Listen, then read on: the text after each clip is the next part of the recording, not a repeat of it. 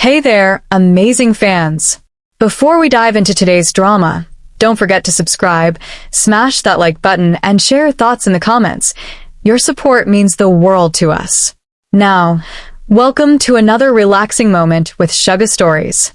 Grab a seat, sit back, relax, and let's journey into the story together. Adana was no ordinary woman. Her beauty turned heads, yes, but it was the sharpness behind her eyes that truly arrested people. That, and the pain she carried like a blade beneath her smile.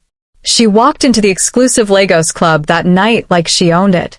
A deep emerald gown hugged her like a secret. Every movement was deliberate. Every smile was calculated. Because tonight wasn't just about glamour, it was about vengeance. The target, Obinna Egu, a billionaire magnate with a reputation built on charm and ruthlessness. To the world, he was the golden boy of Nigeria's elite. To Adana, he was the man who destroyed her mother. 15 years ago, Adana had watched her mother crumble. A vibrant woman, full of promise and poetry, reduced to silence and sickness. She had whispered Obinna's name with her last breath, not with hatred, but with regret. Adana never forgot. So when Obinna entered the room that night, flanked by security, adorned in power, Adana's heart didn't skip, it steeled. She waited until his eyes met hers. And when they did, she smiled, not with innocence, but with invitation. Obinna was intrigued. He made the first move. "You're not from around here, are you?" he asked with that signature arrogance. Adana played coy. "Maybe I'm just hiding in plain sight." He laughed, charmed. "Then let me be the one to find you." And just like that, the game began. She let him pursue her, let him peel back layers she carefully crafted.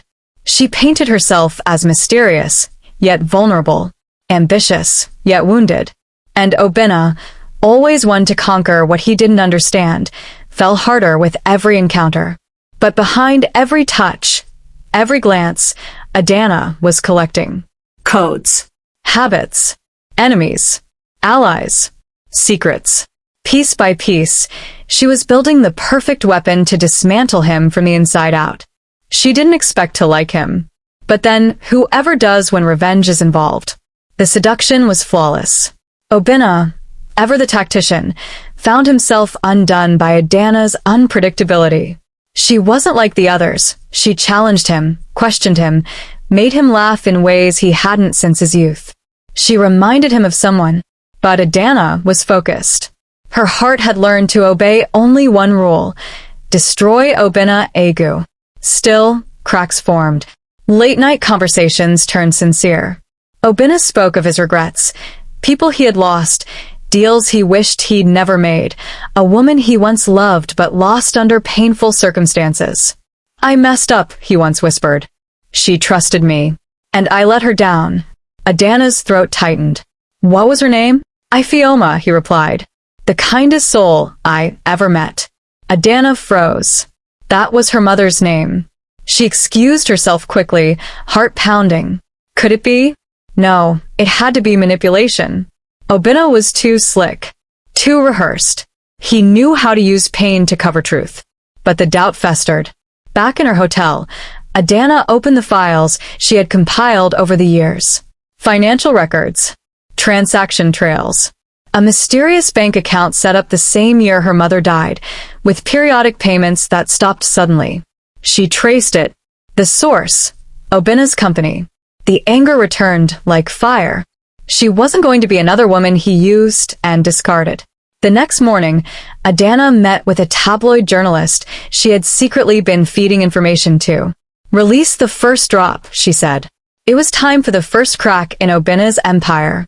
The soft rustle of silk sheets, the glint of morning sun through half-open blinds, and the silence of a man lost in thought.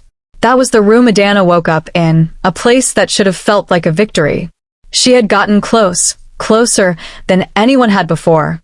And now she had every tool, every weakness, every secret, and every password to bring Obinna to his knees. But something was off. Her chest ached, not from rage, but something else. Something warmer and heavier. Obinna stirred beside her. "You're quiet this morning."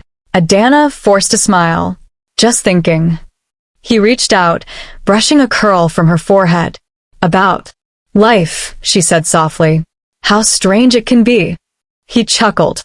Strange is one word. Beautiful is another. Especially with someone like you in it. It should have made her smirk. It should have reaffirmed how well her plan was working. But instead, her throat tightened. She needed air. Adana wrapped herself in a silk robe and stepped onto the balcony. The Lagos skyline glittered in the distance. She stared at it, hands gripping the iron rail as the memory of her mother's funeral played again in her mind. The wails. The unanswered questions. The emptiness. This wasn't just about revenge anymore. Not to her. That night, while Obinna slept, Adana opened his safe. Her hand shook, not with nerves, but with guilt. Inside were ledgers, documents, money, and a photograph. A photograph of a young woman. Her mother. She flipped it over. There was handwriting on the back. I should have protected you. I'll never forgive myself. Adana's knees buckled. This wasn't just a woman he had wronged. This was someone he had loved. The story, her story, wasn't what she thought it was. Adana couldn't sleep. Her mind replayed everything she'd ever believed. Her mother's death had been painted as an accident. But the more she dug, the less sure she became. The next morning, she sat across from Obinna at breakfast. Tell me about Ifeoma. He froze, fork halfway to his mouth. Why? I saw her photo in your safe. Obinna stood abruptly. His face went pale. Adana, your mother's name was Ifeoma? She nodded. He sat slowly, burying his face in his hands. I didn't know, he whispered. God, I didn't know she had a child. Her voice cracked. What happened to her? She was everything to me. We planned to run away together. I bought tickets, a house in Cape Town. But she didn't show up. Her family told me she left the country. I waited. I wrote. I searched for her. Adana's heart thudded painfully. She never left. She got sick. She died. Tears welled in Obinna's eyes. I failed her. You loved her? Adana asked quietly. With everything. And there it was. Her enemy. This man she built her life around hating, was mourning the same woman she had. Adana's knees gave way emotionally. And she realized something that terrified her more than any truth. She had fallen in love with him. And she had also betrayed him. She ran. Adana disappeared for days. She went back to the dusty neighborhood of her childhood, sat by her mother's grave, wept like a child. She needed to know the truth. All of it. A DNA test just to be sure. Could Obinna be her father? The results came in 2 weeks later. Negative. He wasn't her father. She cried again, this time from relief. And heartbreak. She returned to him, not as a seductress, not as a spy, but as a woman stripped of everything. I came to ruin you, she confessed. Every smile, every kiss. It was revenge. Because I thought you destroyed my mother. Obinna listened, quietly. But I was wrong.